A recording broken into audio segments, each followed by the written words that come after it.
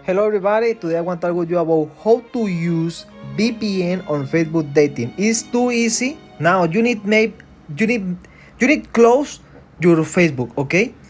Close up. No make this. No make example something like that. No, you need make this.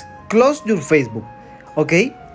This is important and because you need that the app don't make that you are use your VPN because maybe Facebook can get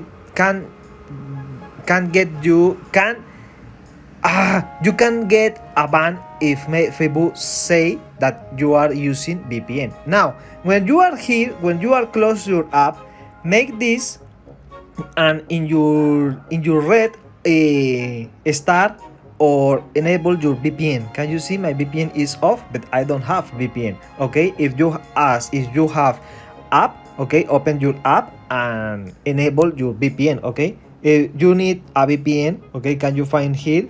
And you need know that the VPN is a premium plan. Okay, you need buy a VPN. It's too cheaper. Okay, maybe $1 for month. Okay, you can buy a VPN for 1 year for 12 dollars. Okay, it's too easy and too cheaper. When you are enable your VPN, open your face, and with that information of Facebook can you show you in your Facebook dating